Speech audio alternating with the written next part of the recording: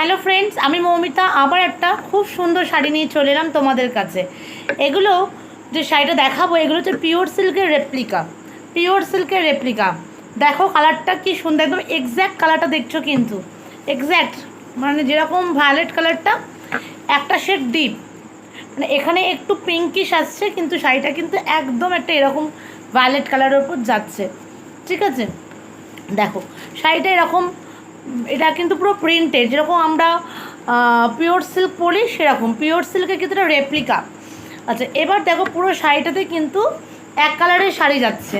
ওকে, আর ওপর নিচ তোমার এরকম বর্ডার চলে যাচ্ছে, ওপর নিচ এরকম বর্ডার যাচ্ছে। আমরা যখন আলপনা দিই যেরকম কলকা দিই পুজোর সময়, সেরকম একটা কলকা ডিজাইনের প্যাটার্ন যাচ্ছে।